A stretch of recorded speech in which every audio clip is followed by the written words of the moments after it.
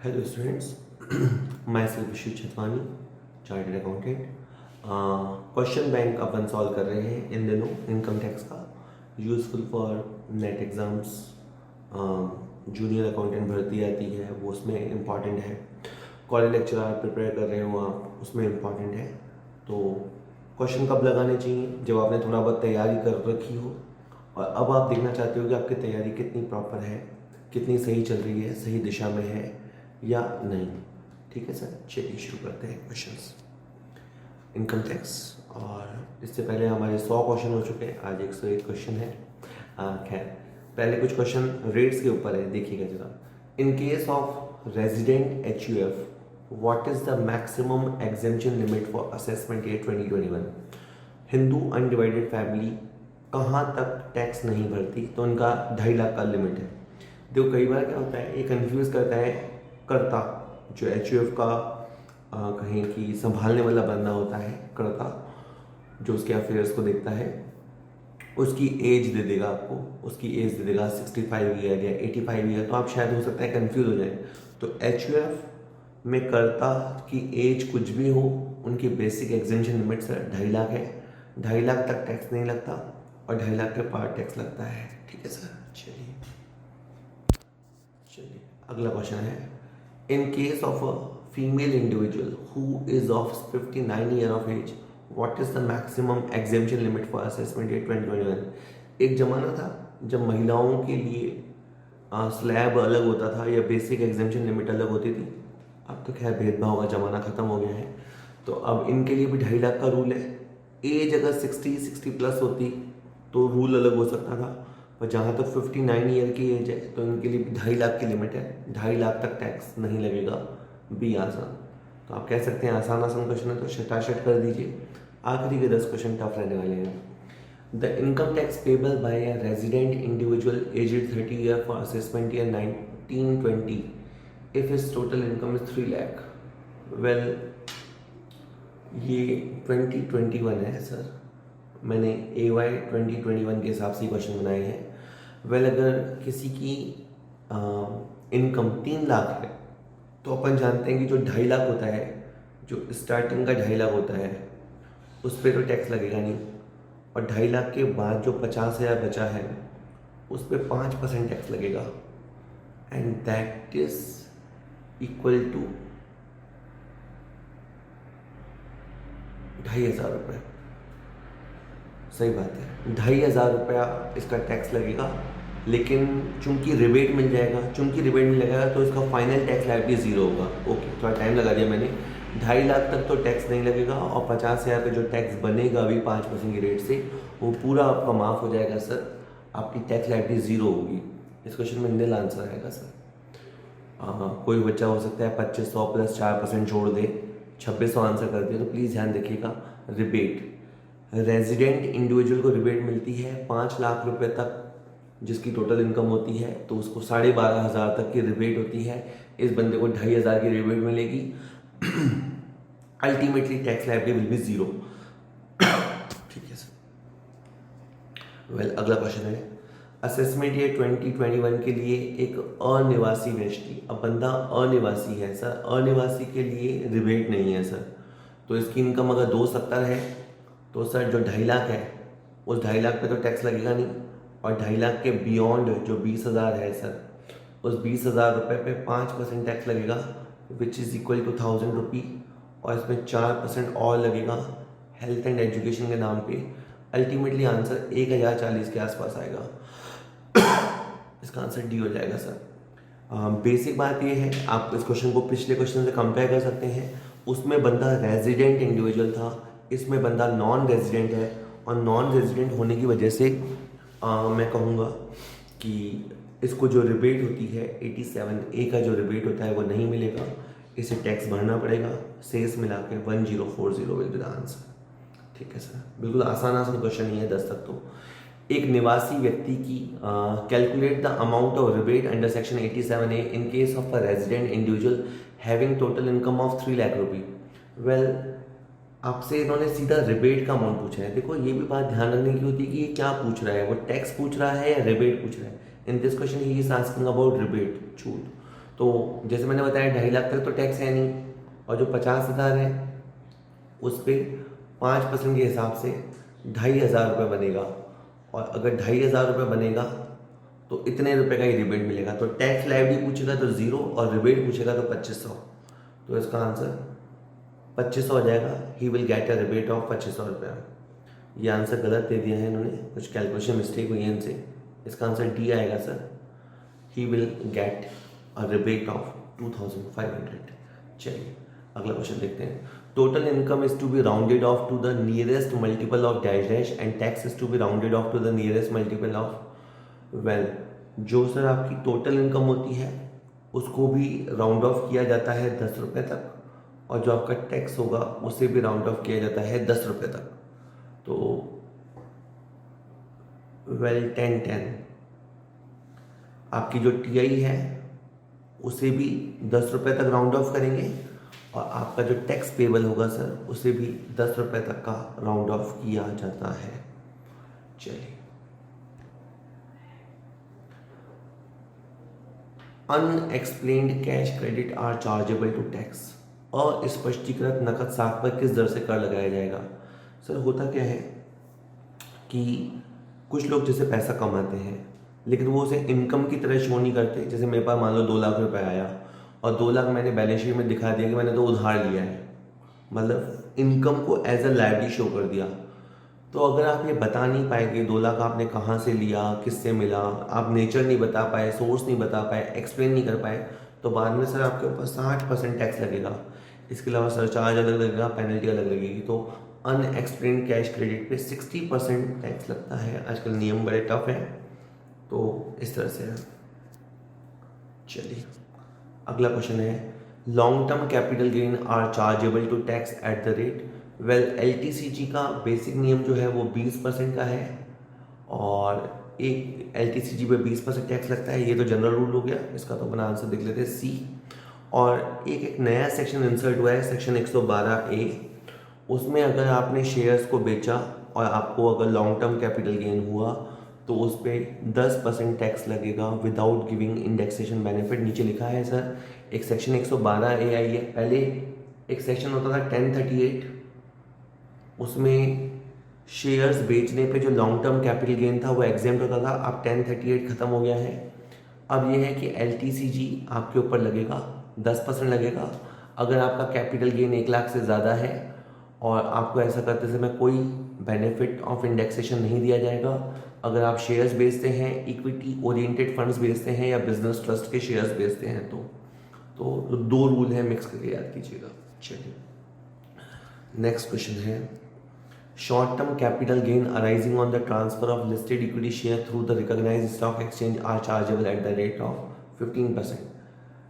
Sir अगर आपने shares को बेचा है, देखिए पूरी बात सुनिएगा, अगर आपके पास शेयर्स हैं उसको आपने स्टॉक एक्सचेंज के माध्यम से बेचा है, और अगर आपके ऊपर शॉर्ट टर्म कैपिटल गेन है, अगर शॉर्ट टर्म कैपिटल गेन है तो उसका सेक्शन है 111A, और अगर लॉन्ग टर्म कैपिटल गेन है तो उसका सेक्शन है 112A।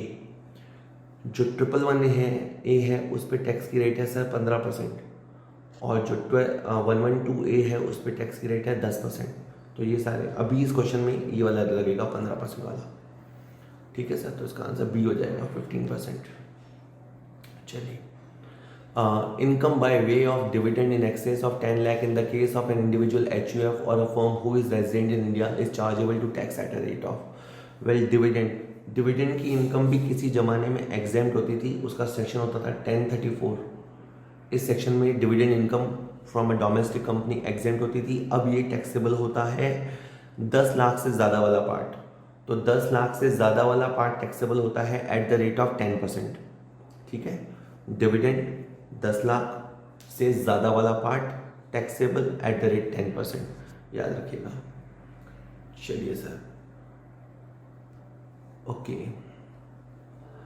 वैसे तरीका इसका ये होता है कि जैसे आप एक बार तो जितने 7 तरह के पर्सन हैं सबके लिए टैक्स रेट लिख लीजिए, और फिर जो स्पेशल टैक्सेशन रेट्स हैं वो स्पेशल टैक्सेशन रेट जैसे एलटीसीजी का रेट याद रख लो, 112A 111A उनका रेट याद रख लो, casual income unexplained cash credit, इस तरह के जो डिफरेंट टैक्स ऑफ रेट्स हैं उनको भी याद कर लीजिए। एक और ये आ रहा है डिफरेंट टैक्स वाला, income by way of royalty in respect of a patent developed and registered in India in respect of a person who is resident in India.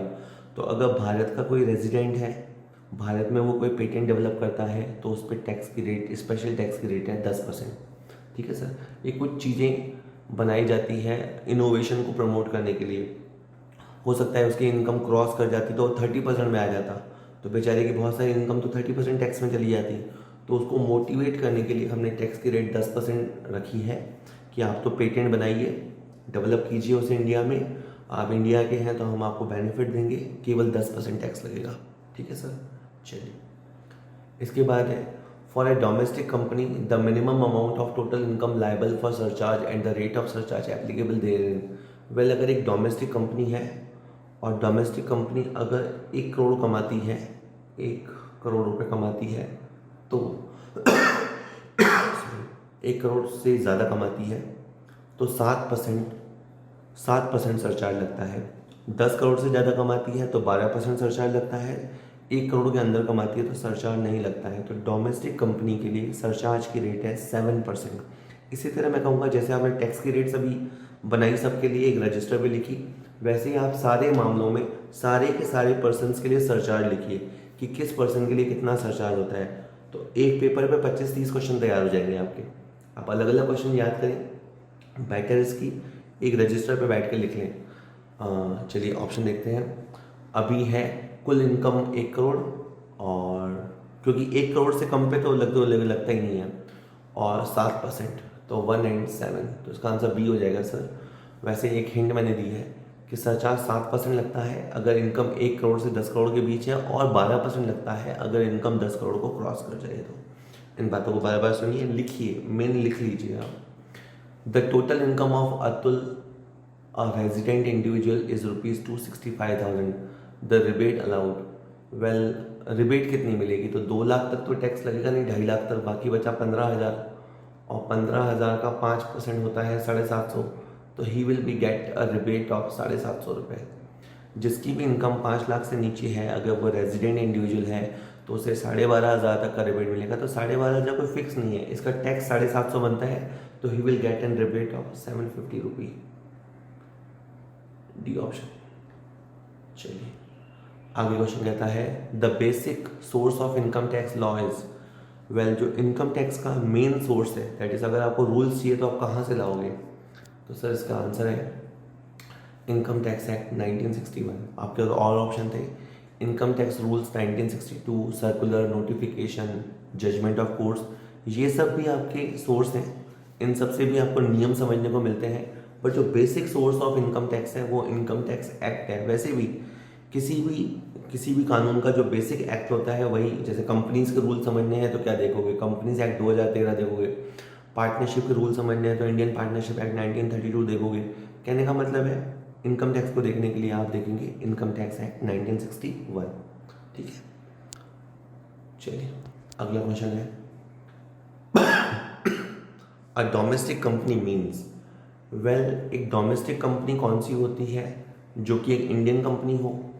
B option both Indian company and a foreign company having a branch in India, both Indian company and foreign company having business connection in India, both Indian company and a foreign company which has made the prescribed arrangement for declaration and payment of dividend in India out of the income chargeable to tax in India। Sir इसका answer D है।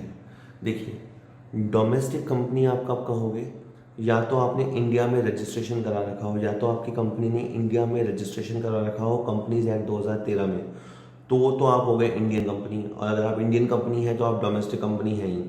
और अगर आप एक विदेशी company है, foreign company है, लेकिन अगर आपने डिविडेंड डिस्ट्रीब्यूशन का यहाँ पे कहीं कर रखा है प्रबंध, अगर कहें कि अगर आप एक फॉरेन कंपनी है लेकिन आपने डिविडेंड के डिस्ट्रीब्यूशन और पेमेंट के प्रबंध कर रखे हैं या मैनेजमेंट कर रखा है, तो भी आप डोमेस्टिक कंपनी कहलाएंगे सर। ठीक है, डी आंसर। नेक्स्ट क्वेश्चन है the rates of income tax are mentioned in, income tax के रेट कहाँ लिखे हुए मिलेंगे, तो इनकम टैक्स के रेट लिखे हुए मिलेंगे। ए ऑप्शन है केवल इनकम टैक्स एक्ट 1961 में, कहता है इनकम टैक्स एक्ट 1961 में और इनकम टैक्स रूल 1962 में, first schedule of the annual finance act में, both income tax act 1961 and the first schedule to the annual finance act. तो इसका आंसर डी है। आपको जो इनकम टैक्स एक्ट 1961 है वहाँ पे भी मिलेंगे, और जो आपका फाइनेंस एक्ट होता है उसका जो फर्स्ट शेड्यूल होता है वहाँ पे भी आपको ये रेट्स मिलेंगे, इनकम टैक्स के रेट्स मिलेंगे। ठीक है सर। वेल, अगला क्वेश्चन है the surcharge applicable in the case of firm is. Well, firm के केस में सरचार्ज लगता है, इसमें भी 1 करोड़ का रूल है कि अगर 1 करोड़ से ज़्यादा होता है तो फिर इनके ऊपर 12% सरचार्ज लगता है। आप head to head company compare भी कर सकते हो कि कंपनीज पे 5% सरचार्ज 7% सरचार्ज है और फर्म पे 12% सरचार्ज है। ठीक है। तो ये पहला कहता है कि 10% सरचार्ज है 1 करोड़ से ज़्यादा होने पे, ये गलत है पूरी बात। बी भी गलत है, सी भी गलत है, डी सी है कि आपके टैक्स का 12% सरचार्ज लगेगा अगर आपकी टोटल इनकम 1 करोड़ को क्रॉस करती है तो। ठीक है सर। चलिए 2-3 क्वेश्चन और है। In respect of a non resident assessee, अगर आप बंदा नॉन रेजिडेंट असेसी है जिसकी एज 60 ईयर है लेकिन 80 साल से कम है तो क्या होगा? तो भी उसको 2.5 लाख की तो छूट अवेलेबल है। पहला कहता है 2.5 लाख की छूट अवेलेबल है, दूसरा कहता है 3 लाख की छूट अवेलेबल है, तीसरा कहता है 5 लाख की छूट अवेलेबल है। देखिए सर, ये जो 2.5 लाख की लिमिट है, 3 लाख की लिमिट है, वो होती है सीनियर सिटीजन के लिए 60 और 80 के बीच वाले, और 5 लाख की लिमिट होती है 80 और 80 से प्लस वाले। लेकिन इन सब केसेस में वो रेजिडेंट इंडिविजुअल होना चाहिए। जब बंदा नॉन रेजिडेंट होता है तो उसके लिए एक ही रूल है और वो है 2.5 लाख वाली। 2.5 लाख वाली डी गलत है कि कोई छूट उपलब्ध नहीं है। 2.5 लाख तक की तो लिमिट सबके लिए है। ठीक है सर। चलिए 2-3 क्वेश्चन और देखते हैं। A company would be resident in India. देखिए, पिछली बार उसने ये पूछा था कि कंपनी को डोमेस्टिक कंपनी कब कहा जाएगा। अब क्यों पूछा है कि कंपनी को रेजिडेंट कब माना जाएगा। कंपनी में 2 ही कल्चर होते हैं, रेजिडेंट या नॉन रेजिडेंट। तो रेजिडेंट माने जाने के लिए या तो कंपनी इंडियन कंपनी हो, या उसके अंदर एक वर्ड होता है poem, place of effective management, poem. तो दोनों में से एक कंडीशन पूरी हो जाएगी तो वो हो जाएगी रेजिडेंट कंपनी। या इन अदर वर्ड्स कहो कि अगर कोई कंपनी इंडियन कंपनी में नहीं है और प्लेस ऑफ इफेक्टिव मैनेजमेंट भी नहीं है तो वो हो जाएगी आपकी नॉन रेजिडेंट कंपनी। तो ये कहता है कि एक इंडियन कंपनी होना चाहिए। ठीक है। During the year majority of directors are resident in Indian. Directors resident हैं या नहीं है उससे कोई फर्क नहीं पड़ता। During the year its place of effective management is in India. तो इसका आंसर ए या सी, तो इसका आंसर डी हो जाएगा sir.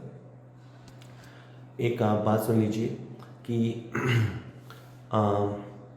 an Indian company is always a resident company for income tax purpose even if the control and management of its affair is saturated outside India। जिस company ने अपना India में registration करवा रखा है, जो इंडियन कंपनी है, वो तो फिर समझो रेजिडेंट है ही है, उसमें तो कोई किंतु परंतु है नहीं। और अगर एक नॉन रेजिडेंट कंपनी है या एक फॉरेन कंपनी है, उसे भी रेजिडेंट मान लेंगे अगर उसने जो इफेक्टिव मैनेजमेंट है वो इंडिया में है तो। ठीक है सर, याद कीजिएगा। चलिए, income accruing in London and receive there is taxable in India. अगर कोई इनकम लंदन में अक्रू हुई, लंदन में कमाई गई और लंदन में ही रिसीव करी, मान लीजिए लंदन में एक फार्म हाउस है, उसकी इनकम जनरेट हुई और वहीं पे रिसीव हुई, तो टैक्सेबल होगी किसके लिए? Resident and ordinary resident.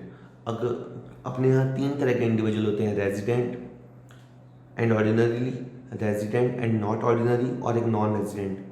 तो ऐसी इनकम जो विदेश में कमाई गई है और विदेश में प्राप्त की गई है वो टैक्सेबल होती है only for the resident and ordinarily resident के केस में। ऑप्शन देखिएगा, इस वाले केस में टैक्सेबल होगी। ठीक है। थोड़ी एनर्जी यार लो रही, थोड़ा गला भी खराब था। खैर, आप इन क्वेश्चंस को देखिए, कुछ आसान कुछ मुश्किल क्वेश्चन थे, एक बार देखिएगा। एक आध में